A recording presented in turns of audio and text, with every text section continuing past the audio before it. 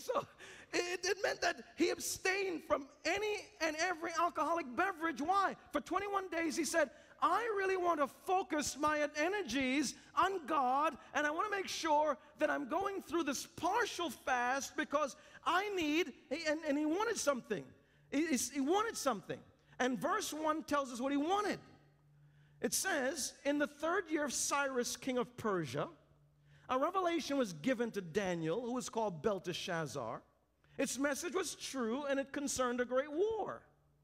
The understanding of the message came to him in a vision.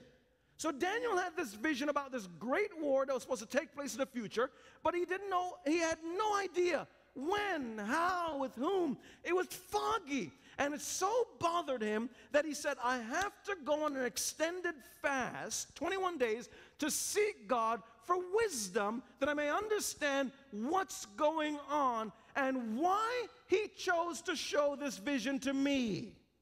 I don't know if you've ever had anything bother you day after day, week after week, month after month, where you're foggy about it and you're saying, God, I'm tired of being confused about something. Anybody ever experienced that? I mean, I have. And I remember when I was working as an engineer at the time, and I'm there at my job, my mind is thinking about ministry. I wasn't involved in ministry. No one told me I was going to be a minister. I just had this overwhelming desire that, am I supposed to do that with my life, or am I just supposed to be faithful to the Lord and be an engineer? And so I went to one of the guys who I highly respected. He memorized like half the New Testament, a math professor from one of my, my earlier schools. And I said to him, I said, tell me, please, what should I do? I'm conflicted. I feel like I need to go and learn what it means to be a minister of the gospel and not be an engineer any longer. He said, David, there tons of ministers. Serve the Lord and be comfortable and satisfied as an engineer. And I said, okay, I'll do that. You're smarter than I am. You're more mature in the Lord than I am. I respect your counsel. I was relieved when he said that. A couple of days later, I'm still being bothered by the same thing. Week later, still being bothered. Month later, I'm still being bothered. And then you know what I did? I took 3 days off from work. And my mother and I at that time, no kids were around. We didn't have children at the time, just got married.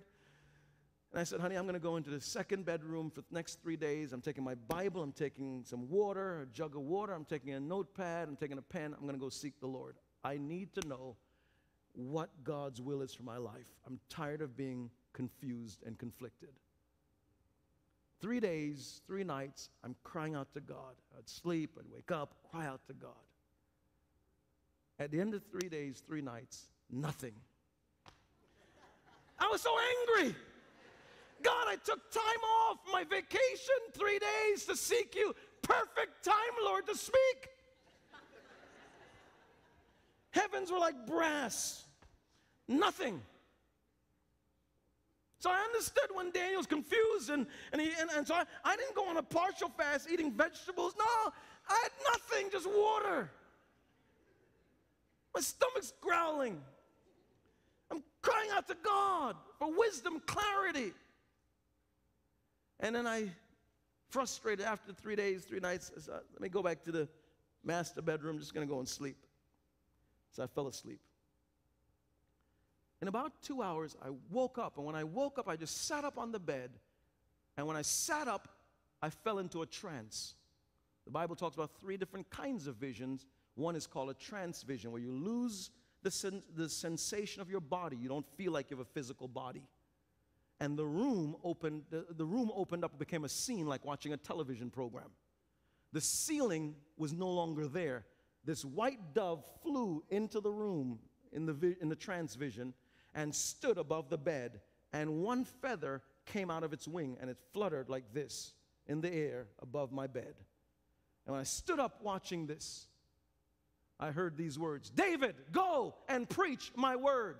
Twice it was said, David, go and preach my word. Dove flew out the room, ceiling came back, and I fell out of the trance. I knew I'd heard from God.